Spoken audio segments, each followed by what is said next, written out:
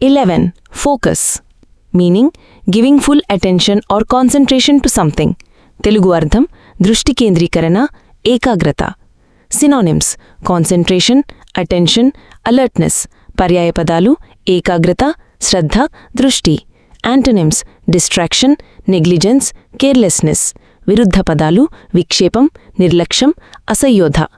Usage in English: focus on your goals to achieve success. తెలుగులో విజయాన్ని సాధించాలంటే లక్ష్యాలపై దృష్టి పెట్టాలి. 12. Goal. Meaning, the object of a person's ambition or effort. Telugu అర్థం లక్ష్యం, గమ్యం. Synonyms: aim, target, objective. పర్యాయపదాలు లక్ష్యం, ఉద్దేశం. Antonyms: aimlessness, confusion. విరుద్ధ పదాలు దిక్కులేని స్థితి, అయోమయం. Usage in English: set a clear goal and work towards it. తెలుగులో స్పష్టమైన లక్ష్యాన్ని ఏర్పాటు చేసి దానికోసం పనిచెయ్యాలి. 13. Patience. Meaning, the ability to wait calmly without getting angry or upset. Telugu అర్థం ఓర్పు. Synonyms: tolerance, calmness, endurance. పర్యాయపదాలు సహనం, నిశ్చలత, ఓర్పు. Antonyms: impatience, anger, restlessness. విరుద్ధ పదాలు అసహనం, కోపం, అసహమానం. Usage in English: success requires patience and persistence.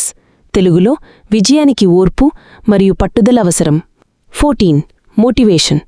Meaning, the reason or enthusiasm to do something. Telugu అర్థం ప్రోత్సాహం, ప్రేరణ.